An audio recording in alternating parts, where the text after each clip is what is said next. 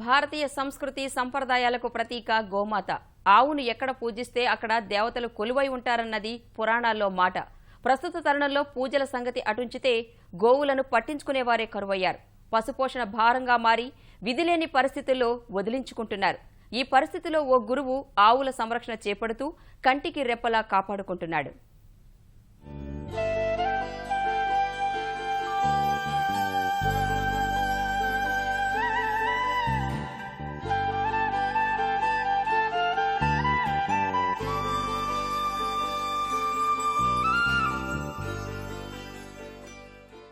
గోవుల్ని సొంత బిడ్డలా సాకుతున్న ఈయన పేరు అంకయ్య.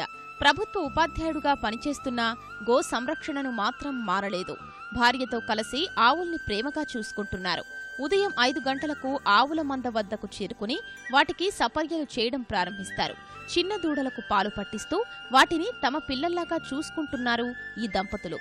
పాలు పితికి మేత వేసి పశువుల పాకను శుభ్రం చేసి 8 గంటలకు ఇంటికి చేరుకుని పాఠశాలకు వెళతారు అంకయ్య. ఇక సెలవు రోజుల్లో పూర్తి సమయం గోవుల వద్దే గడుపుతూ ప్రేమగా చూసుకుంటున్నారు.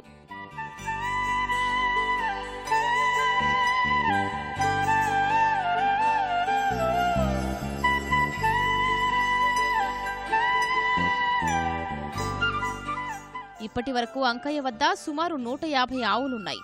1998లో ప్రారంభమైన గో సంరక్షణ ఇప్పటి వరకు నిరంతరాయంగా సాగుతోంది.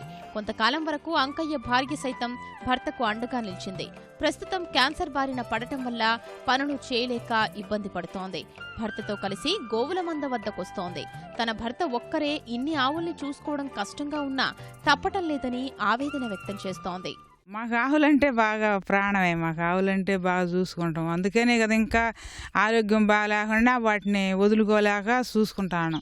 ఆవులు చూసుకోవాలని నా ఆశ, కానీ నేను చూసుకోలేకపోతే నేను చేయలేక ఎప్పుడప్పుడు వచ్చి చూసుకొని పోతుంటా.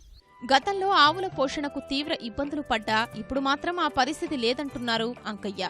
ఆవుల సంఖ్య ఎక్కువ కావడంతో వాటి నుంచి వచ్చే పాలతో పాటు పేడను అమ్మడం ద్వారా వచ్చే ఆదాయాన్ని తిరిగి వాటికే వినియోగిస్తున్నారు.